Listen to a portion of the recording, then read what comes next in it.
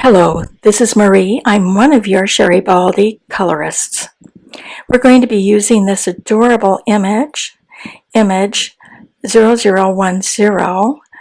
Besties Pirate Boy, and we're going to color his skin tone. This is geared toward basic coloring, but I hope those who are intermediate and advanced will enjoy it as well. I'm using one of my favorite coloring papers, Express It. It is very smooth, very little tooth, and so easy to blend with. So I printed my image, and when I do Copic, I like to keep paper underneath. Copic markers or alcohol markers do saturate paper and it is supposed to do that. So it's always good to have paper under your image. I'm using the color combo E000, E00, and E21. When I talk about blending out, when you have one color, I like to take my next color from the very outer edge and flick inward. That's what I mean when I say blend out. And you will hear me refer to flicking motions. You put the marker down and gently flick with your wrist. It can be small flicks or long, depending on the area you're coloring. But do remember that every time you color, even if it's a highlight, you will lay down pigment and it will darken your highlights. So be very cautious of that. To enhance blending, I like to put down a base coat of my highlight. Very lightly. It doesn't have to be super smooth at this point. It just allows the blending to be a little bit smoother. Now I'm going to map where I want to have my shadows, and this will be under the headband, the outer curvature of the face or body part,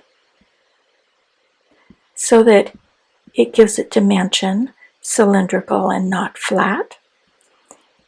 And I think I'm going to have my highlight coming from the front and a little bit toward what would be your left. So I'm going to do my heaviest shadow or shade on your right side. Also, any place that might have a cast shadow, any place that will not be getting direct light source. Now when I begin, I like to use this sparingly because I go over my images a couple times. So with my E21 and now blending out, like I showed you earlier from that outer edge, flicking inward with my midtone, my E00 now, and avoid going right over the top of your shadow side or your midtone with your next color. It will get blotchy if you try to take a light color over a dark color very much. At the end, I may lightly run my highlight over my entire image, but I try to avoid going over it too much with a lighter color. Light colors will work like a colorless blender. It will move color. It is not a blender. It is a mover of color. And your light colors will have a similar action to that on your darker colors. It will move color, and that will give you a blotchy skin tone. We're darkening our shadow with our E21 and now blending out once again with our midtone.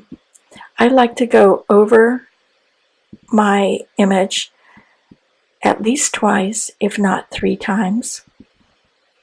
I think you'll get good contrast that way. And I always do it with my lightest map my shadows with my midtone. Then darken my shadows. Again, blend out with midtone and lightly over your highlight. I just repeat that process, and I usually have really good luck with that. He's a little guy, so I'm giving him more of a kind of almost a peachy kind of cheek color with the E93 rather than my R20. I always like to just fleck from the outer edge of my blush with my highlight as well to allow that cheek area to blend. We're repeating the process on the neck. You know, most of your the neck area will be in shadow. That chin will kind of jut out and really block a lot of your highlight, but I do want a little bit there. And now we're going to move on to the arm, and we will do the same thing. We will look for areas, the outer edges, the cylindrical part of the arm. If you think of it as a cylinder, will have shadow. So I'm mapping that area right now with my midtone. And now I'm darkening it with my actual shadow. The area under the sword would be cast in shadow, and particularly the area next to his body will be darker. Then blend out with your midtone and then your highlight, your E000.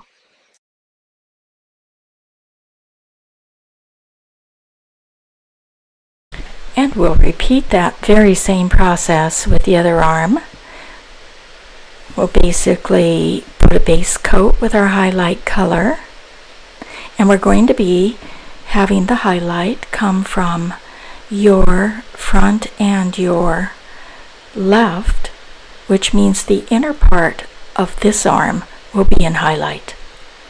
We're mapping our shadows with our midtone, the cast area from under the cup and your right hand side, blending out with the midtone and then the highlight. I hope you like this little image, and I hope this tutorial was helpful.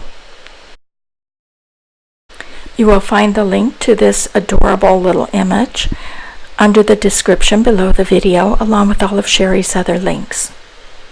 Hope you enjoyed this, and I hope that you give it a big thumbs up, that you will subscribe, and that you'll share.